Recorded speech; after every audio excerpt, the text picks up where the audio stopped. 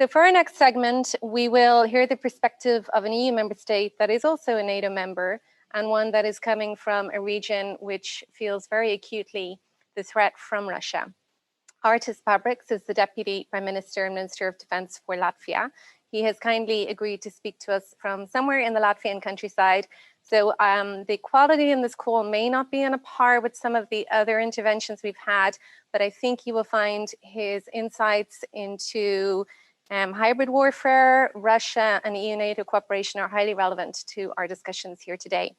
To lead the conversation with Minister Pabriks, I'm very pleased now to hand over to non-resident fellow at Brookings and Vice President of the Europe practice at Albright Stonebridge, Molly Montgomery. Over to you, Molly. Well, I'm delighted to welcome today to speak with us Dr. Artis Pabriks, Deputy Prime Minister and Minister of Defense of the Republic of Latvia. Minister Pabriks comes to this role with significant experience. He was previously Minister of Defense from 2010 to 2014 and also has served as Latvia's Minister of Foreign Affairs and a member of the European Parliament. Welcome, Minister Pabriks. Thank you for inviting. Well, I'd like to start with talking about some current events. We have seen just in the last few days that Russia has passed the constitutional amendments that will allow President Putin to remain in power potentially until 2036. At the same time, the country is dealing with one of the worst COVID-19 outbreaks in the world. How do you evaluate the situation within Russia at the moment, and how does that affect your perception of the threat it poses to Latvia and beyond?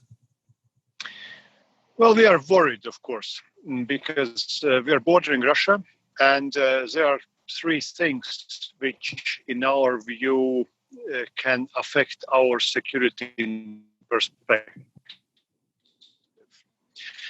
The first thing is that during the last 20, 30 years, Russians did not manage to make any systematic reforms in a country. So energy exports, and as we know, prices are quite low. Secondly, also the dealing with pandemic, as you mentioned, was not extremely successful, even if they were trying to hide it. We know also along our border areas with Russia that these regions are very infected. And if you look from our perspective, any movement of persons across the border is bringing actually infection to us, because we are one of the safest islands in Europe at this moment. And because of number of these reasons, Putin's approval rating is one of the lowest, especially after the peak during the invasion in Ukraine. So by telling all this, we can imagine two types of scenarios. The first is that Russian leadership can see that it's not so easy to recover economically and also gain some political approval. So they might try to reach hand to the West. But if they will see that despite of such positive approach, possible positive, we don't know what positive means, of course, from the Russian perspective, they cannot much improve, might turn. Also, usually theory tells if people are feeling bad or countries feeling bad in Russia, then they might try to be calmer and try to first organize their home front. But in this case, there is no guarantee for this. We also see that there is interconnection between what is happening in Russia and Belarus. And we know that in August, there will be elections of president in Belarus, which is also our neighboring country and neighboring country of EU and NATO. So Russia might use this opportunity also to gain more influence in this country, which again can put additional stress on our borders. So at large, what I want to say is that we are very far from optimistic. We are worried. And that also means that despite of economic decrease because of pandemic, we are eager to stand by our budget spending for defense, and I would say that it looks like next year's budget we will be more than 2%. Thank you, Minister Pabriks.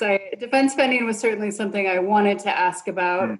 And the other Baltic states have been among the leaders in reaching their 2% commitment, as you say. Congratulations that you're planning to do that again next year and be above 2%. But given the amount of pressure that the United States has put on European allies in this administration particularly, but also previously, to reach 2%, and the fact that most allies still aren't there, as we look to the future with COVID-19 budget pressures and economic recovery, is 2% still the right target, or should we be looking at defense spending in a different way? Should it be more than 2%? Is there a better formula? If GDP is falling, then to reach 2% actually it's easier. So I think this is also one of the reasons why we think that we definitely should stick to 2%. And just like COVID-19 did not abolish other diseases, so other threats are not abolished. So in our perspective, Europe should be engaged even more. And also looking from the Baltic perspective, relationships between North America, United States, and European allies are not on the best level. So we are also from our side trying to push such countries as Germans increase their defense spending. But to be honest, it's not so easy if we are looking to the patterns which are ruling in German society, because ironically, again, telling we, the West, or you, the West, have been the ones which have been pacifying Germans for a very long time. And to get a public support for military spending, defense spending in Germany, that needs not only courage from ministers of finance and chancellor, but it also needs a very good convincing of society.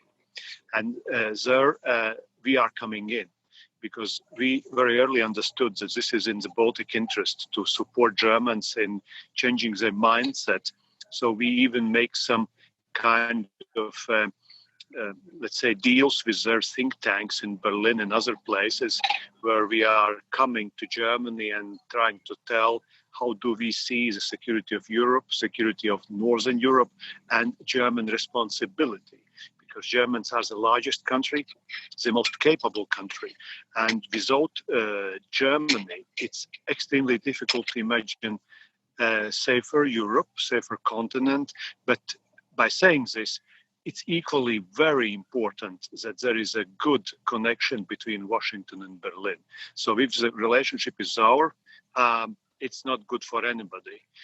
And the last thing, but not the least, now, when we are hearing that these plans about withdrawals of troops from Germany, I would try to characterize our attitude as follows. First, we first of all think that American military presence in Europe actually should be increased and not decreased.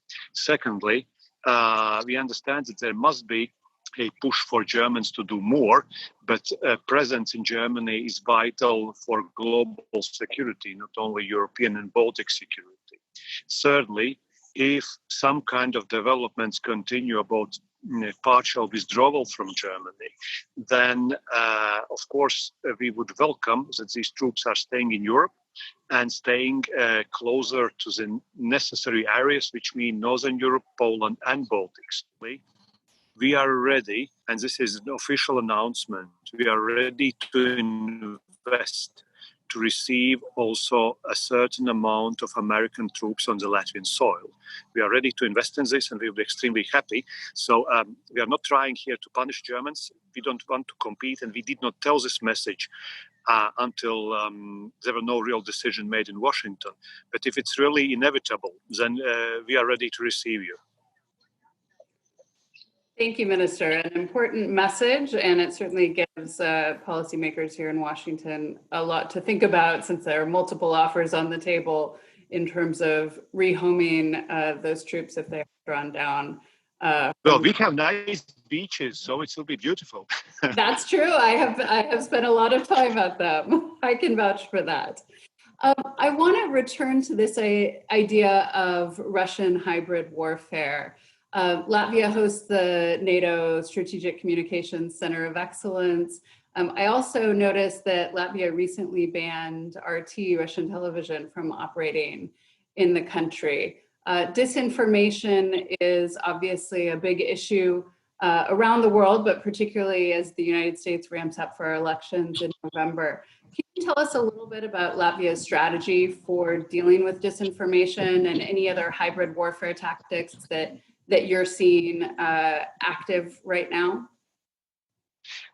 There is no 100% medicine against such type of strategic communication from Russian or Chinese side or somebody else, because media and communication technologies are developing so fast that even the closure, for instance, of retranslating some Russian TV channels in Latvia or in Europe or in America would not 100% cut them out, because there is always internet available and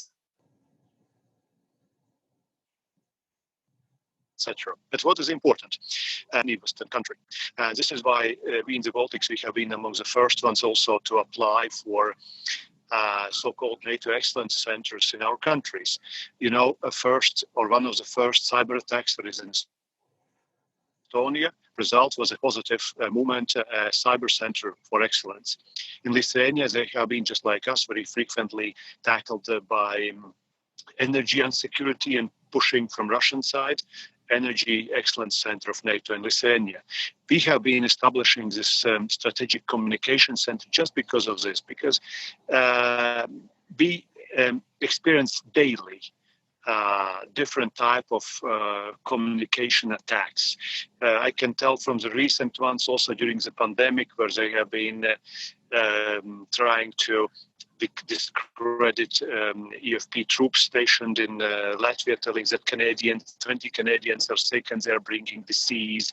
I must tell that overall, in the last 4 months, in all our troops, during the 4 months, only 6 people were sick altogether. At this moment, we have nobody infected. So we were doing great precautions. But the answer is that we must be capable to react very quickly to these accusations and false news. We should transmit them extremely fast in mass media and also in social media. And this is what we have been doing. We have been giving announcements from the ministry immediately during the 24 hours. There have been articles always tackling this misused facts in media. We established also under the Ministry of Defense our internet portal, which is in translation called guard.lv, where you can get also updated information about different defense and security matters. So it's important that we are tackling this and we are discrediting the sources which are trying to discredit us. Well, I think we still have quite a bit to learn from Latvia on that front here. So thank you for that. Just one final question, Mr. Minister. As there has been some drift in the transatlantic relationship, we hear more and more from Brussels and some European capitals about the idea of strategic autonomy. And that certainly creates questions in Washington about how EU and NATO defense cooperation should look moving forward, and whether there's a risk of competition between the EU and NATO as the EU moves forward with some defense planning. What is Latvia's perspective on this issue? Well, our perspective is practical and sober. And looking from this position in the Baltics or Northern Europe, we can agree on any kind of reform or improvement in defense or security matters only if it is bringing hard capabilities. And in our understandings, discussion about strategic autonomy is very close, in my personal view, to announcements about European army, because any kind of planning which doesn't have behind money, education, hardware, and etc., which doesn't raise capabilities, is just an empty talk. So from that perspective, nobody up to now could explain us as members of EU and voters in the EU with our voice what that strategic autonomy will bring to the European continent. And we definitely don't want any type of additional misunderstandings in relationship between Europeans and Americans, because we are in the same boat. And the challenges, including China, are much, much larger.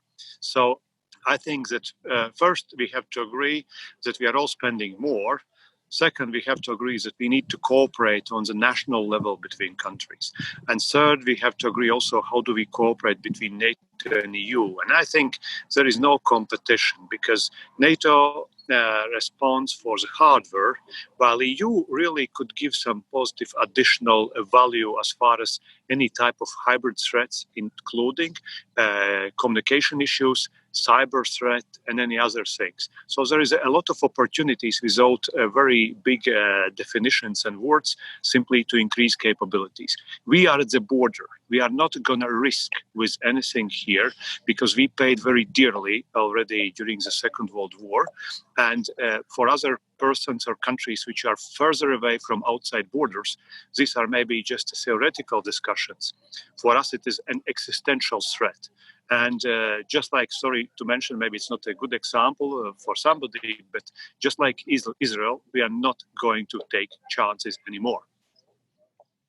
Thank you, Mr. Minister. A very clear answer. We really appreciate you taking the time. It's been a pleasure to speak with you today. And I hope you're able to go out and enjoy the scenery. Stay safe, and I'm giving you the scenery behind me. It's nice forest, and bring your troops here, they will enjoy it. Thank you. We'll certainly pass the message. Thank you. Bye-bye. Bye.